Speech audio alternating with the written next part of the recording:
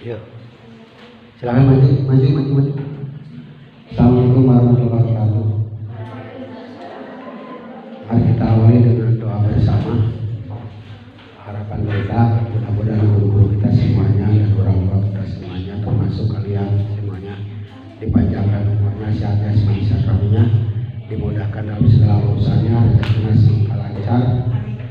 Kemudian yang sedang sakit cepat diberikan kesembuhan. Yang sedang kesulitan ekonomi cepat diberikan jalan kemudahan, serta kalian semuanya mendapatkan ilmu yang berkah, manfaat dunia dan akhiratnya. Wa'alaikum salam. Al-Fatihah.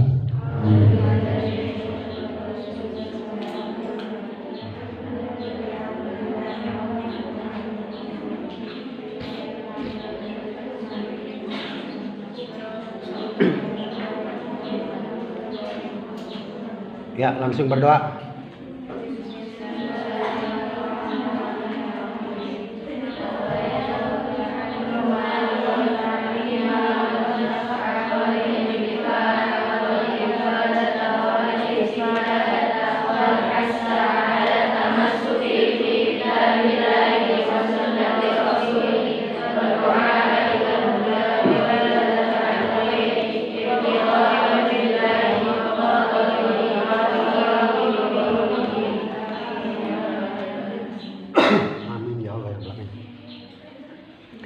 Materi ini kita akan menuntaskan tentang isim yang dibaca rofa. Materi ini akan menyelesaikan tentang isim yang dibaca rofa. Namun terlebih dahulu kita awali dengan untuk mengingat menyebutkan macam-macam bina. Ada berapa bina? Sebutkan bina sohih apa?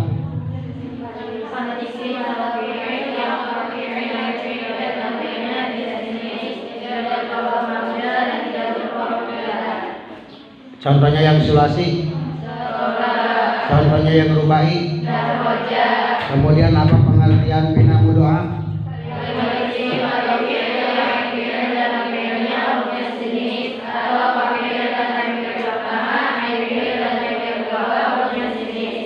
Contoh yang sulasi, contoh yang rubai. Kemudian yang ketiga bina mahmuz. Apa pengertian bina mahmuz?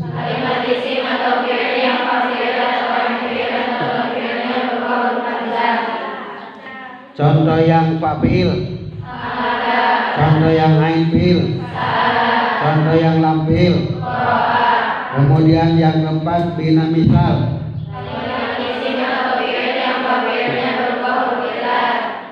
Contoh yang waw, contoh yang iya. Kemudian apa pengertian bina ajwaf? Contoh yang waw, asalnya sawana. Kemudian yang ya, asalnya. Kemudian apa pengertian bina nakih?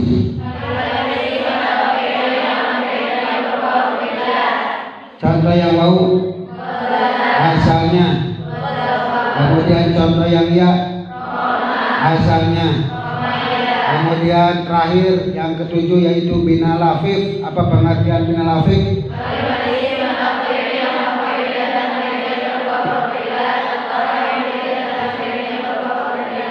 Kemudian apa lafif makrun? Contoh yang lafif mafruk, yang makrun. Oke, dilanjut. Itu selanjutnya adalah tugas kalian untuk di dalam jamnya sorfiyah. Kemudian terus jamnya sorfiyah. Tinggal sekarang kita bahas isim. Kalimat isim. Kalimat isim terbagi berapa bagian? 1, 2. Apa itu mu'rab? Apa itu mabni? Kemudian kalimat isim yang mabni ada berapa? Sebutkan.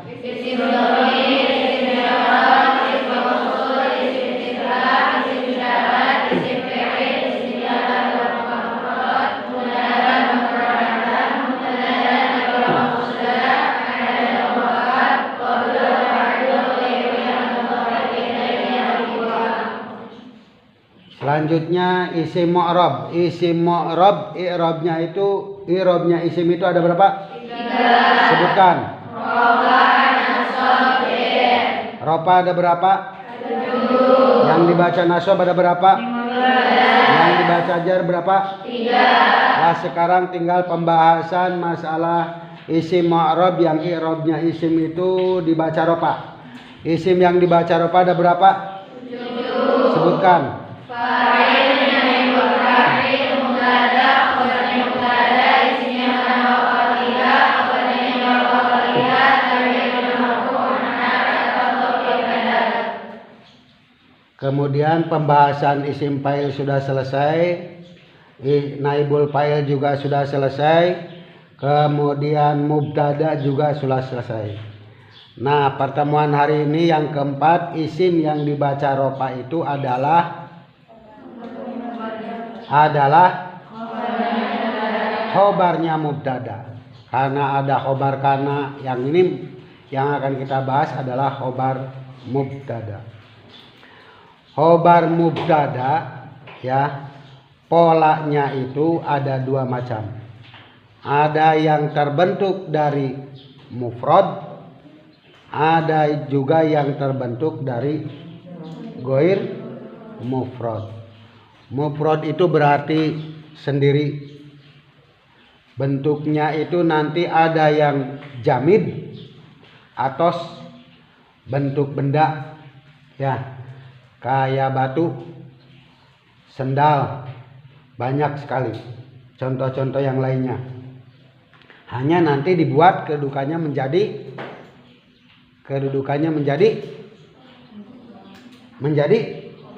khobar. Menjadi khobar. Salah satu isim yang dibaca rofa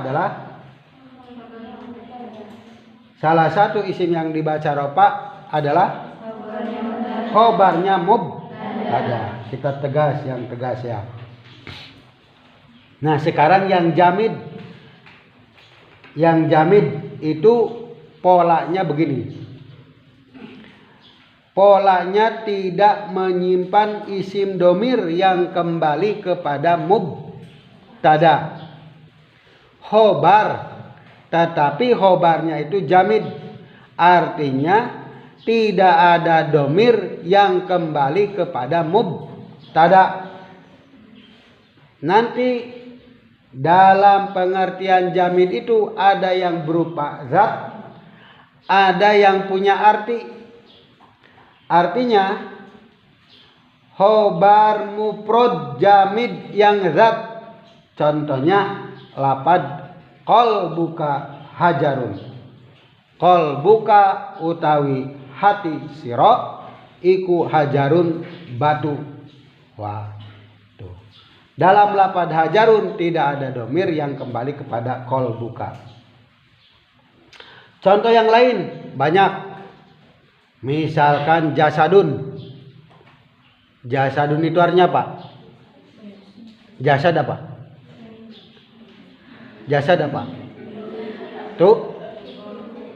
Tubuh. Ya. Coba buatkan contoh yang khobarnya jasad. Khobarnya lapad jasad. Itu berarti contohnya khobar yang mufrad, yang zamid, yang zat. Apa coba?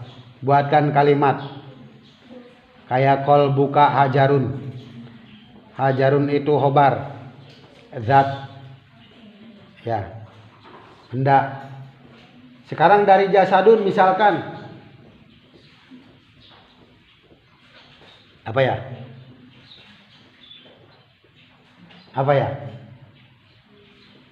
Apa coba?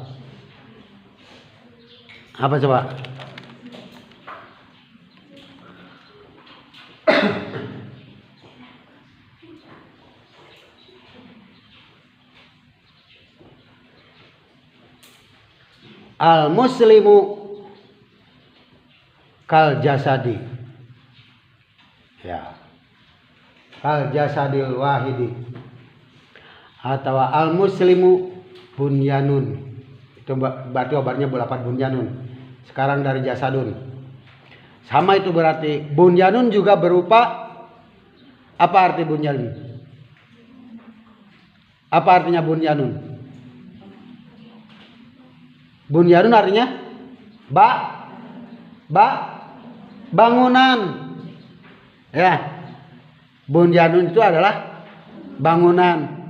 Zat itu dat. Ya. Al muslimu kal bunyanil wahid. Seperti bangunan. Berarti khobarnya itu bunyan. Ya, dari dat.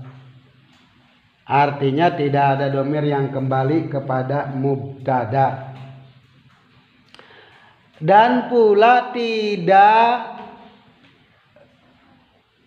diambilkan daripada berasal kalimat lain. Ya, lapad hajarun jasadun punya arti, tetapi tidak diambilkan dari kalimat yang lain. Beda dengan kalimat begini. Zaidun qaimun. Yang menjadi khobarnya apa? Yang menjadi khobarnya apa? Qaimun. Tetapi lapad qaimun itu diambil dari asal akar kata koma yakumu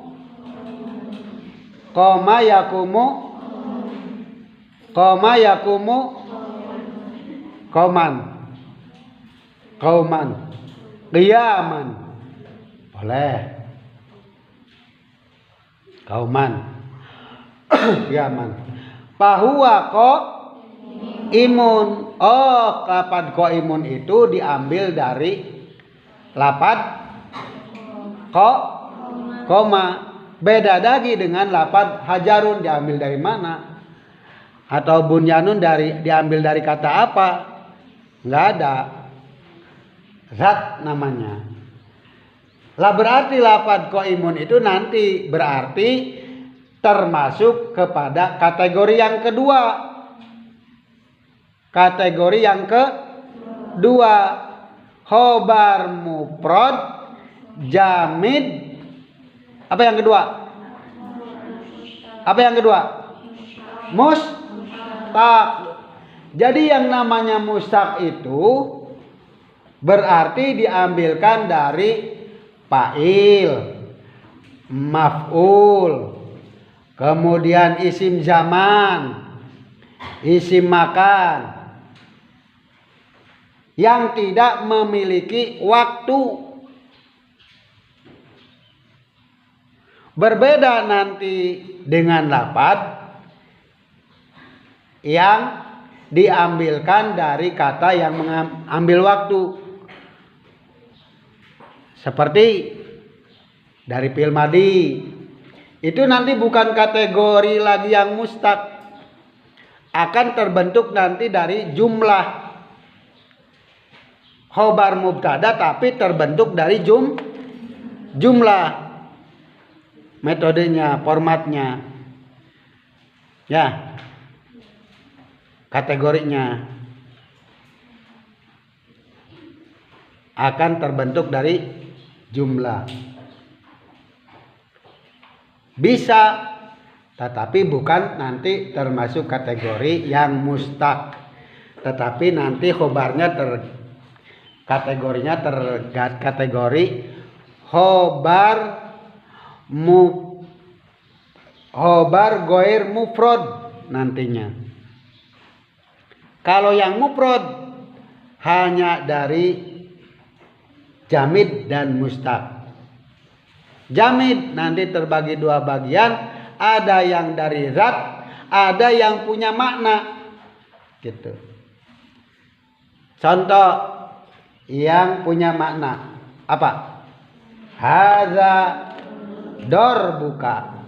Hadza utawi iki perkara iku dorbuka pukulanmu. Dorbuka artinya apa? Mukul.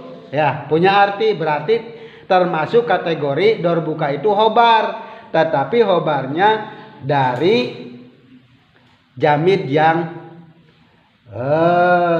punya makna. Paham? Masuk? Oke, sekarang yang kedua. Polanya itu khobarnya terbentuk dari ghair mufrad. Yang seperti apa yang ghair mufrad? Contohnya yang termasuk ghair mufrad itu ada dua. Ada yang terbentuk dari jumlah, ada yang terbentuk dari sibeh jumlah. Ya. Bagaimana yang terbentuk khobar yang terbentuk dari jumlah? Ada dua. Ada yang terbentuk dari jumlah ismiyah, ada yang terbentuk dari jumlah fi'liyah. Bagaimana yang contoh yang jumlah ismiyah, khobar yang terbentuk dari jumlah ismiyah? Lihat contohnya. Zaidun jariyatuhu zahibatun. Mana yang menjadi mubtadanya? Lafaz Zaidun. Kemudian yang menjadi khobar Zaidunnya mana? Jariyatuhu. Kemudian lafaz jariyatuhu kedudukannya jadi apa?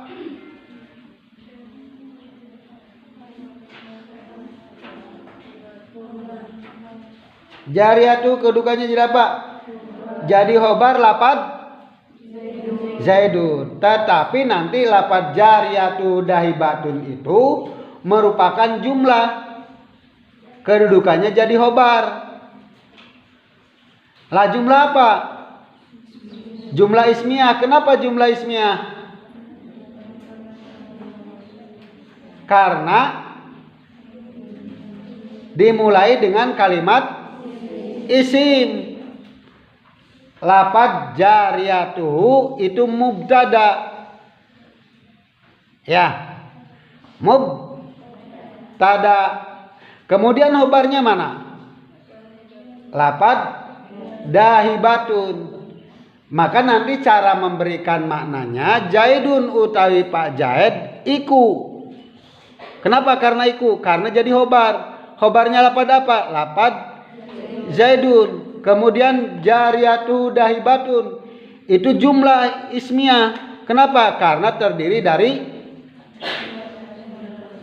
mubtada dan khobar. Mubtadanya mana? Lafaz jariyatuhu. Jariyatuhu utawi pembantune si Zaid iku dahibatun pergi. Paham? Nah, itu lafaz jariyatuhu dahibatun itu di situ nanti menjadi khobar lafaz Zaidun yang terbentuk daripada jumlah ismiyah. Terdiri dari mubtada dan khobarnya. Paham? Jadi ada jumlah di dalam jumlah gitu.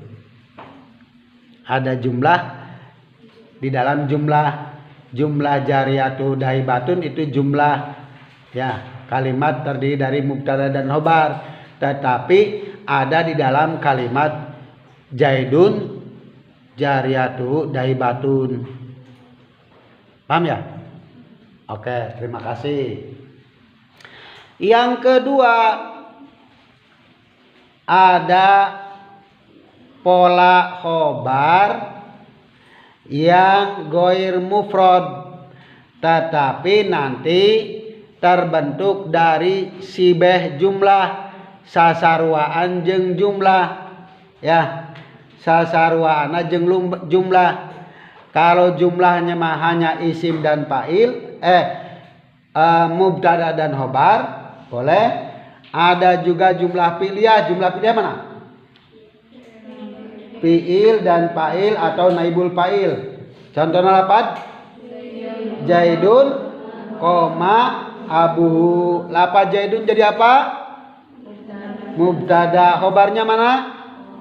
Koma, fi'il, fa'il, isim, huruf fi'il. Mana fa'ilnya? Abu.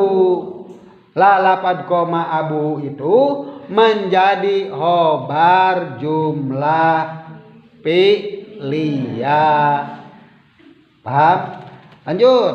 Zaidun doroba abu. Zaidun utai Pak Zaid iku duriba. Kenapa duriba? Menjadi naibul fa'il. Duriba den pentung, wis den pentung sopo abuhu bapane Zaid.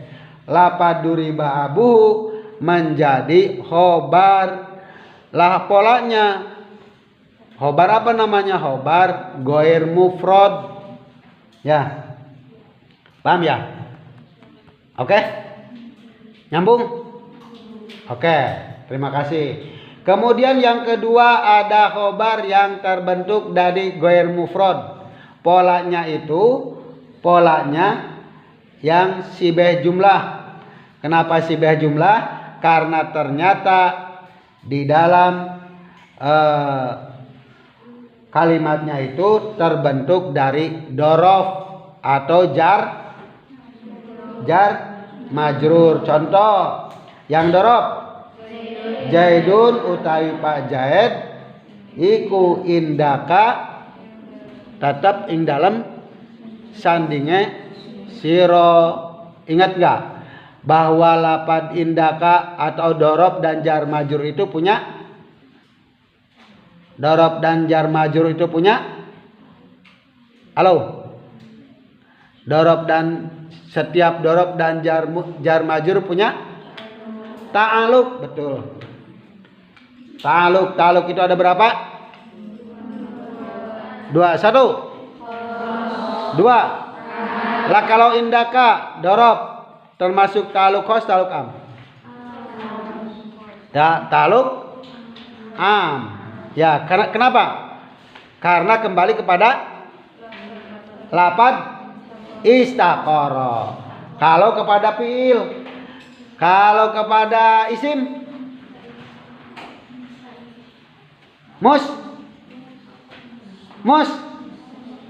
mustaqirun atau kana kainun. Jadi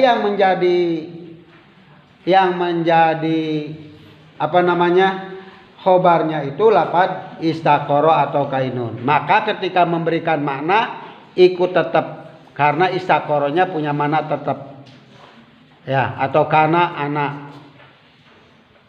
Demikian pula dengan yang jar majrur. Contohnya lapad Zaidun pid dari. Zaidun utawi Pak Zaid pid dari ikut tetap ing dalam umah. Itu yang sibeh jumlah. Kalau jumlahnya adalah jumlah ismiyah dan jumlah fi'liyah. Kalau yang sibehnya adalah dorob dan jar majrur. Karena yang menjadi khobarnya itu lapad istaqara atau kainun itu. Harus deh. Oke, ya karena nggak ada papan tulis jadi saya dengan pembicaraan aja. Jadi nggak dipraktekkan, maksudnya nggak ditulis. Tapi terbayangkan ya, terbayang ya. Oke, itu saya ulas. Isim yang dibaca rofa yang keempat adalah khobarnya mubtada. Khobarnya mubtada itu polanya terbagi berapa bagian? 1 2. Kemudian yang mufrad terbagi berapa bagian? 1 2. Kemudian yang jamid terbagi berapa bagian? 1 2. Kemudian yang mustaq contohnya?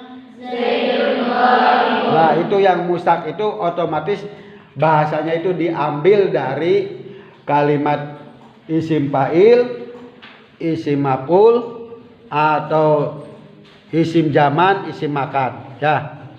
Oke?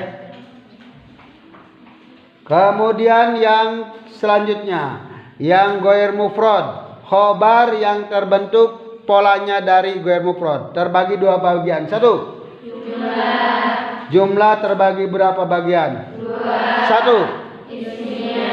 Contohnya.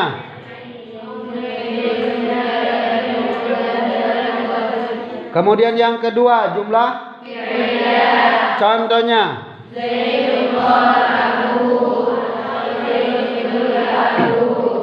Kemudian pola yang selanjutnya yaitu goir mufrad yang sibah jumlah. Dari dorob, contoh. Dari jar majrur, contoh. Lah itu. Beres. Isim yang dibaca ropa yang keempat adalah khobarnya mubtada. Kemudian yang kelima, isimnya kana wa ahwatuha. Kemudian amalnya kana apa? Tarfaul isma wa tansibul khobar. Meropakan isimnya dan menasobkan khobarnya. Lafaz apa yang dibaca ropa? Za. Kemudian yang dibaca nasob. Menjadi apa lafaz qaiman?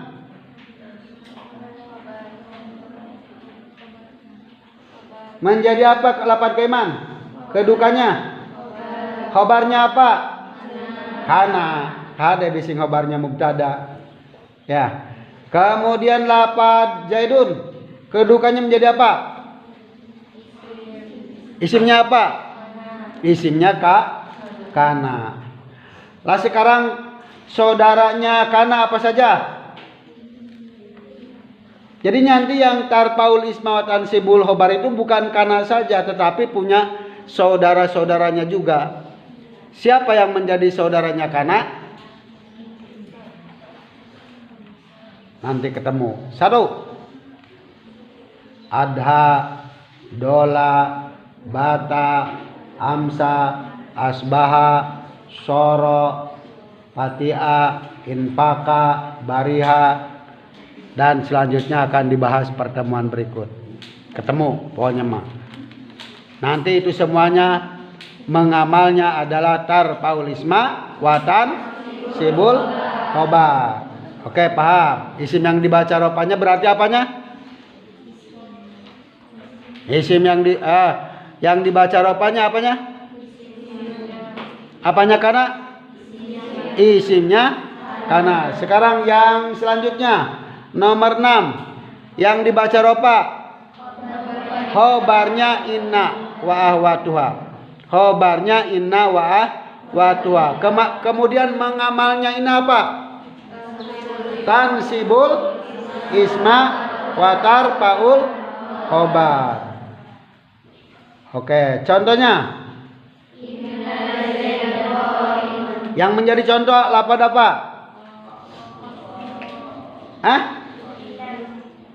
Yang menjadi contoh lafaz apa?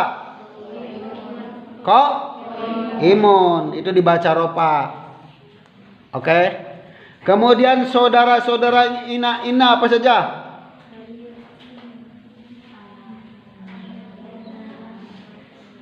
Inna, laeta, ka'anna, la'ala, apa lagi? Cari. Ada berapa jumlah saudaranya? Masing-masing sama.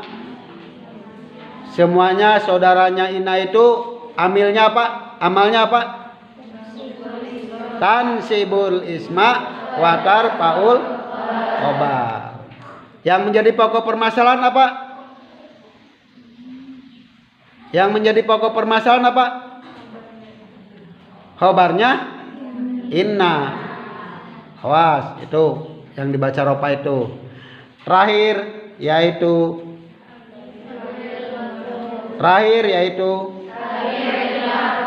tabi lil marfu. Lafaz yang mengikuti kepada yang dibaca ropa, otomatis dibaca ropa. Salah satunya tabi lil marfu itu ada 4. 1, 2, 3, 4. Tuh dibaca ropa.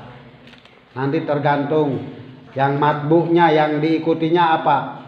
Apakah rofa, apakah nasob, apakah jar? Karena masing-masing ada. Sekarang kebetulan sedang membahas yang marfu. Tabi lil marfu. Isim yang mengikuti kepada lafaz yang dibaca rofa otomatis dibaca rofa.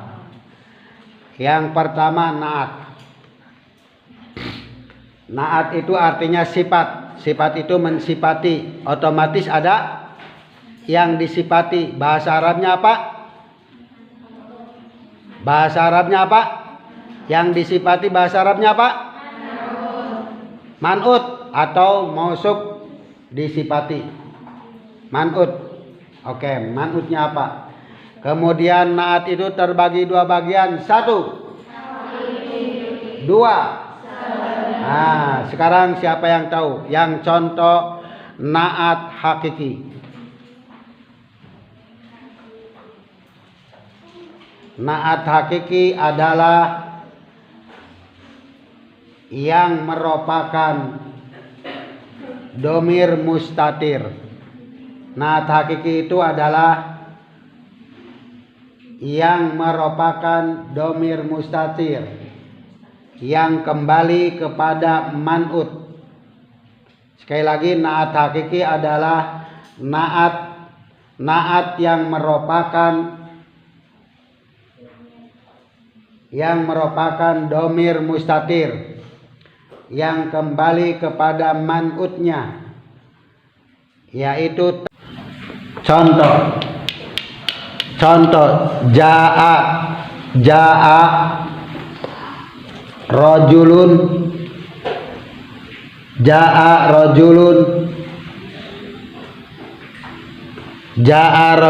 sudah. Al-fadilu yang utama. Berarti tidak al-fadili, tidak al-fadila, tetapi al-fadilu yang utama. Lafaz al-fadilu itu menjadi al-fadilu menjadi naat atau sifat bahwa yang datang itu seorang laki-laki yang utama. Di dalam lafaz al-fadilu menyimpan isim domir, yaitu lafaz huwa. Paham? Berarti otomatis sekali lagi bahwa naat hakiki itu naat yang merupakan isim domir, yaitu huwa. Di dalam lafaz al-fadilu menyimpan lafaz huwa yang kembali kepada rajul, bahwa yang utama itu adalah laki-laki yang telah datang kepadamu dengan membawa secangkir cinta. Oke? Itu. Harus tidak tertuliskan huanya, cukup dengan jaa rajulun alfa dilu. Cuman di sana tersimpan domir. Ya, dan domir itu diropakan oleh lafaz al-fadilu yang kembali kepada rojulun. Kenapa rojulun? Rojulun karena dibaca ropa, karena menjadi lafaz rojulun menjadi apa kedudukannya? Ya, menjadi man'ut. Rojulun itu menjadi man'ut, tetapi dibaca ropa. Kenapa itu? Kedudukannya apa?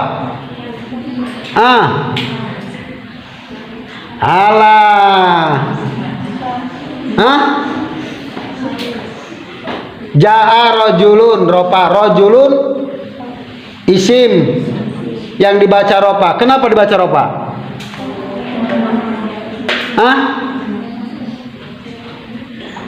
Menjadi fa'il.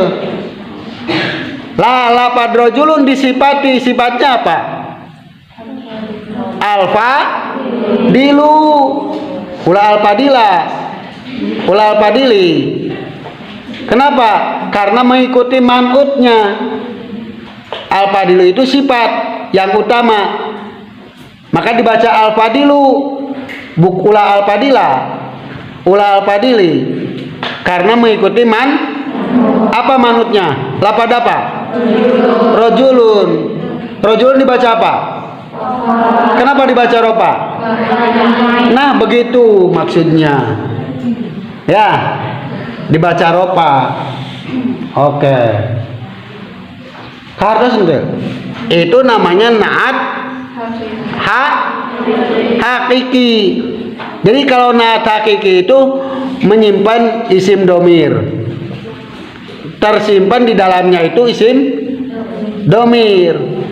Tergantung nanti kalau rojulani alfa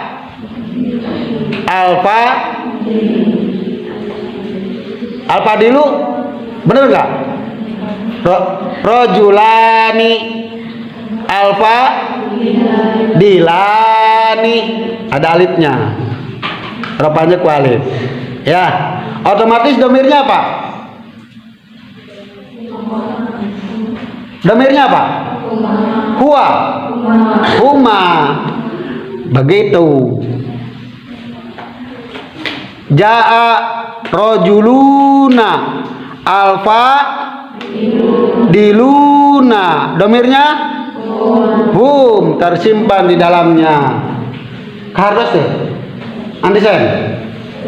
Oke. Itu namanya naat hakiki.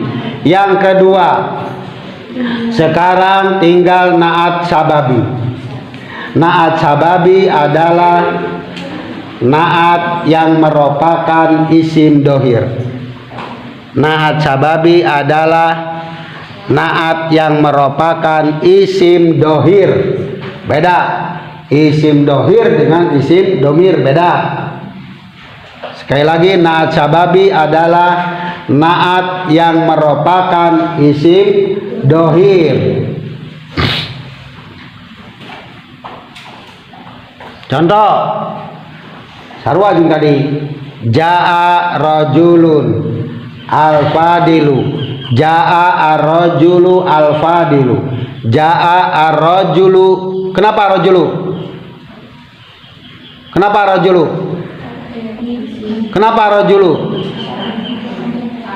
Menjadi fa'il. Jangan ragu-ragu, sebutkan, katakan sesungguhnya rajulu itu menjadi fa'il. Kemudian disifati dengan al-fadilu.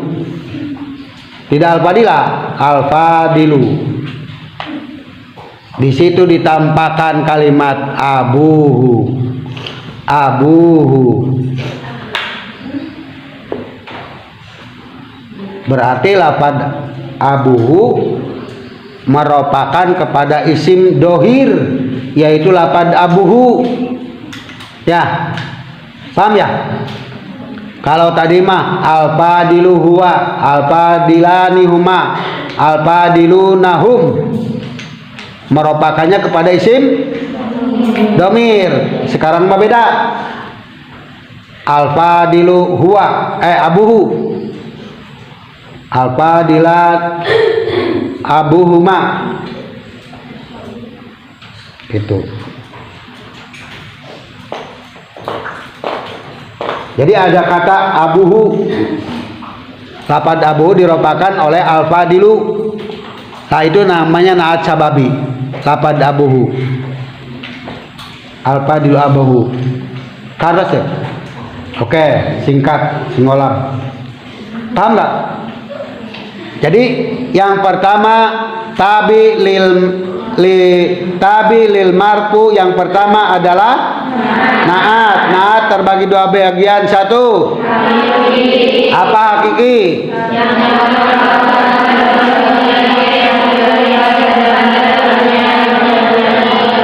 Apa naat sababi?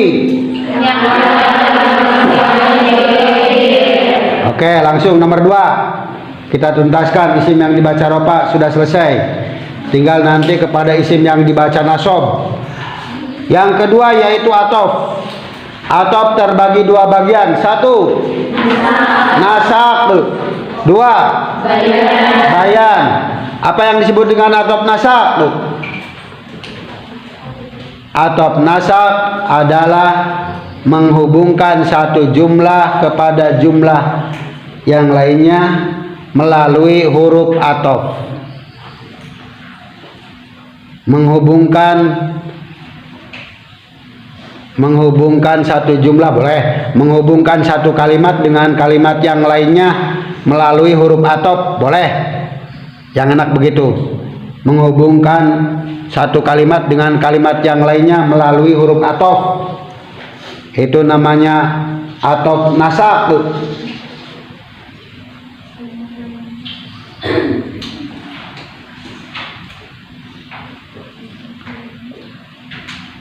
Contohnya Shadaqallahu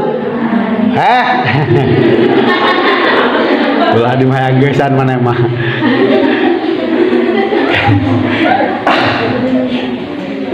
Sodako wis beneraken sopo Allah Gusti Allah. Al-adim itu mah sifat namanya. Al-adi ma'mi al-adimu ma'mi mu al-adimu ya, karena mengikuti lafaz Allah. Shadaqallahu hul adimu wasodako atau warasuluhu, guys ambil pendek, warasuluhu shadaqallah warasuluhu. Apa paham? Wau ro sin wau lam ha warasuluhu. Cekurangnya perlu bapak tulis itu ambil jelas ya. Sodako fi'il, Allahu fa'il, kemudian wau huruf atop menggabungkan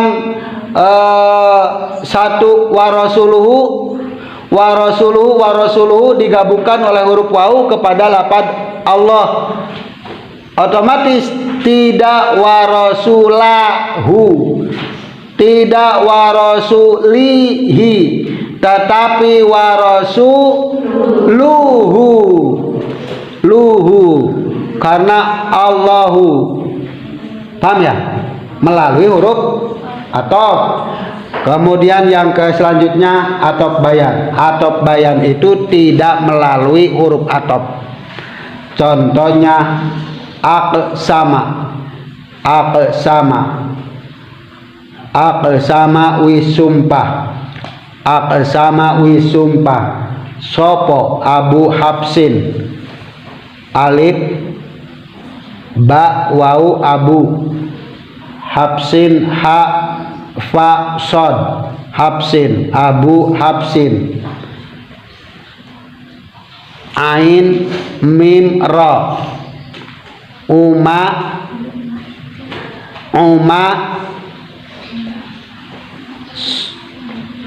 aqsama Abu Hafsin. Lanjut, ain mim ra dibaca uma ra ru ri, uma ra ri ru, Abu Hafsin. Kenapa ya ro? Umaru yo Pak Umar ya. Umaru Abu lafaz Abu. Sudah taukid lanjut udah aja liar sih. Oke lah, kita nanti diulas kembali bagian tabilil matbu bising olab. Kita ulas. Isim yang dibaca ropa yang nomor 4 apa? Kemudian khobar mubtada polanya ada berapa? 1 2. Kemudian yang mufrad terbagi berapa bagian? 1 2. Yang jamid terbagi berapa bagian? 1 2. Lanjut, tinggal yang khobar goir mufrad. Terbagi berapa bagian? 1. 2. Yang jumlah terbagi berapa bagian? 1. 2. Kemudian yang jumlah sibah jumlah berapa bagian? 1. 2. Isim yang dibaca rofa yang kelima apa? Yang keenam apa? Yang ketujuh apa? Tabilil marfu ada berapa? 1. 2. 3. 4. Shadaqallah. Doa.